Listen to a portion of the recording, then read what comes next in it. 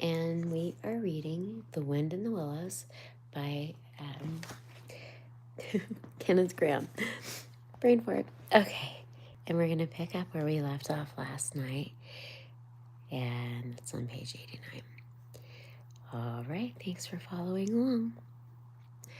They made themselves comfortable in the armchairs and waited patiently. Through the closed door, they could just hear the long, continuous drone of the badger's voice, rising and falling in the waves of the oratory, and presently they noticed that the sermon began from the bosom of Toad, that who his soft-hearted affection fellow very easily converted for the time being to any point of view. After 3/4 of an hour, the door opened, and the badger reappeared solemnly, leading the paw of a very limp, dejected Toad. His skin hung badgily about him, his legs wobbled, and his cheeks were furrowed by tears, so plentiful called forth by the badger, moving discourse. "Sit down there, Toad," said the badger kindly, pointing to the chair. "My friends," he went on, "I'm pleased to inform you that Toad at last has seen the error of his ways. He is truly sorry for his misguided conduct in the past, and he has undertaken to give up motor cars entirely and forever. I have his solemn promise to that effect." "That is very good news," said Mole gravely. "Very good news indeed."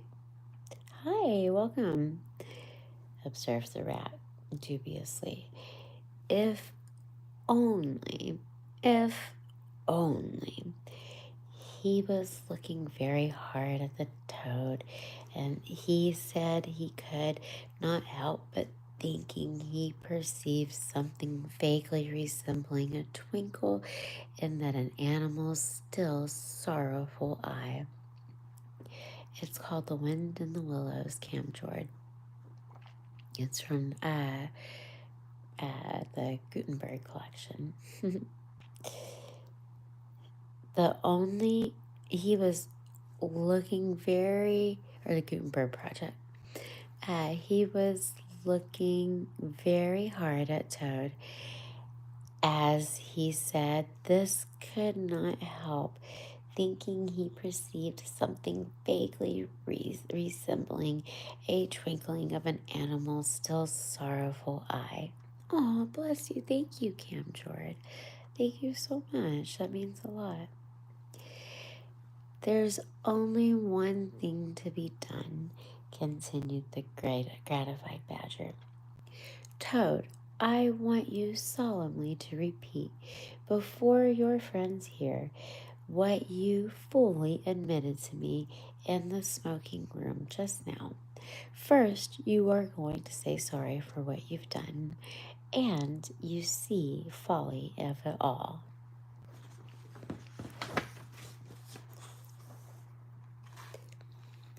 There was a long, long pause. Toad looked up desperately, this way and that way, while the animals waited in grave silence. At last he spoke. "Aw, thank you so much. You're so sweet." "No," he said, a little sullenly, but stoutly. "I'm not sorry. And it wasn't folly at all. It was simply glorious." "What?" cried the badger, greatly scandalized. "You backsliding animal, didn't you just tell me now and there?" "Oh, yes, and there," said Toad impatiently. "I have said anything in there. You're so eloquent, dear badger, and so moving, and so convincing, and put all of your points so frightfully well. You can do what you like with me in there, and you know it. Oh, good night. I'll load it in the morning. Have a good night. Sweet dreams. Yes, get to bed. Uh, where were we? You don't promise, said Badger, never to touch a motor car again. Certainly not, replied Toad emphatically. On the contrary, I faithfully promise that the very first motor car I see, pop, pop, and off I go in it. Told you so, didn't I? Reserved the rat to the mole. Very well, then, said Badger firmly, rising off to his feet.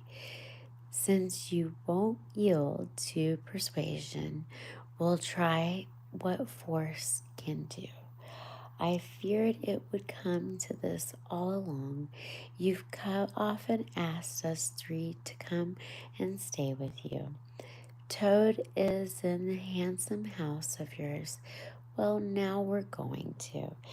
When we've converted you to a proper point of view, we may quit, but not before. Take him upstairs, you two, and lock him up in his bedroom while we arrange matters between ourselves. It's for your own good today, you know, Toad, said the rat kindly, as Toad, kicking and struggling, was hauled up the stairs by his... I'm going to turn the page. Sweet dreams. If you guys went to bed, I see your messages. Sweet dreams, and this will be uploaded in the morning. Just two faithful friends.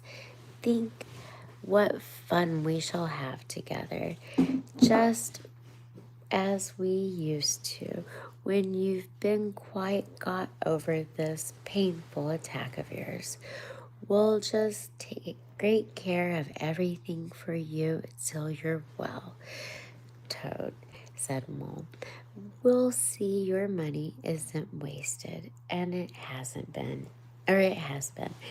No more of those regrettable incidents with the police, Toad, said Rat, and they thrust him into his bedroom. And no more weeks in the hospital being ordered about by female nurses, Toad, added Mole, turning the key on him. They descended to the stair, shouting abuse through the keyhole, and three friends then met in the conference on the situation. It's going to be a tedious business, said Badger, sighingly. I've never seen Toad so determined.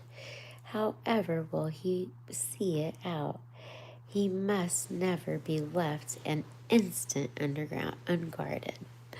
We shall have to take turns to be with him till the poison has worked itself out of his system. They arranged watches accordingly. Each animal took it in turns to sleep in Toad's room at night, and they divided the day between them. At first, Toad was undoubtedly very trying to his careful guardians. When his violent paroxysms possessed him, he would arrange his bedroom chairs in a rude resemblance of a motor car, and would crouch on the foremost of them, bent forward and staring fixedly ahead, making uncouth ghastly noises till the climax was reached, when, turning a complete somersault, he would lie prostrate amidst the ruins of the chair, apparently contemplating, satisfied for the moment. At last time passed, however. These painful seizures grew gradually less frequent, and his friends strove to divert his mind to fresh channels, but his interest in other matters had not seemed to revive, and he grew apparently languid and depressed. One fine morning, the rat whose turn it was to go on duty went up the stairs to relieve the badger from who he was fidgeting to be off and stretch up his legs in a long ramble round his wood and down the earth in the burrows. Toad's still in bed, he told the rat outdoor. Can't get much out of him except, oh, leave him alone. He wants nothing. Perhaps he'll be better presently. It may pass off in time. Don't be so unduly anxious. And so on. Now you look out, Rat. When Toad's quite submissive and playing at being hero on Sunday school prize, then he's at his artfulest. There's sure to be something up. I know him well now. I must be off. How are you today, old chap? Inquired the rat cheerfully as he approached Toad's bedside. He had to wait some minutes for an answer. At last, Friable voice replied, "Thank you so much, dear Ratty. So good of you to inquire. But first, tell me how you are yourself, and then, excellent Mole." "Oh, we're all right," replied Ratty. "Mole," he added incautiously, "is going out for a run around with Badger. Then they'll be out till luncheon time.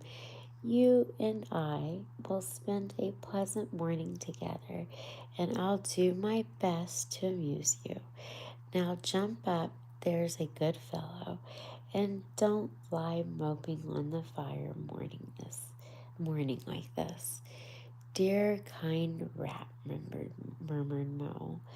murmured Toad. "How little do you realize my condition, and how very far I am from jumping up. Now, if ever, but do not trouble me. I hate being a burden." All right, you guys, we have a tiny sleeper until tomorrow night. Peace out. Keep it crispy. And good night. Sweet dreams, everybody.